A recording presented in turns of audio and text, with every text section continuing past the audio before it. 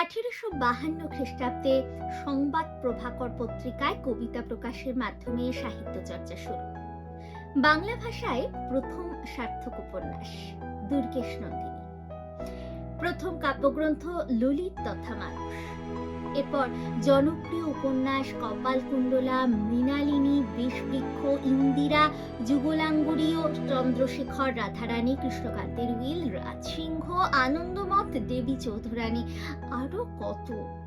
এগুলোর মধ্যে দিয়েই মানুষের হৃদয়ের গভীরে প্রবেশ সেই সাহিত্য সম্রাট। হ্যাঁ বন্ধুরা, সেই সাহিত্য সম্রাট বঙ্কিমচন্দ্র চট্টোপাধ্যায়ের ১৮৭তম জন্মবার্ষিকী। সেই ১৮৭তম জন্মবার্ষিকী উপলক্ষে তার জন্মস্থান নৈহাটির কাঁঠালপাড়ায় আগামীকাল ২৬/৬/২০২৫ শুক্রবার সকাল ১০টা থেকে গাঁথা হবে সারা দিন ব্যাপী বিবিধ শ্রদ্ধার্ঘ্যের মালা। পশ্চিমবঙ্গ সরকারের তথ্য ও সংস্কৃতি বিভাগ এবং উচ্চশিক্ষা বিভাগের অধীনস্থ বঙ্কিম ভবন গবেষণা কেন্দ্রের আয়োজনে এবং পশ্চিমবঙ্গ বাংলা একাডেমি এই প্রণত উদযাপনে প্রিয় সাংবাদিক বন্ধুদের সানুগ্রহ উপস্থিতি প্রার্থনা করে। উদ্বোধনী অনুষ্ঠান শুরু মাল্যদানের মাধ্যমে সকাল 10টায়।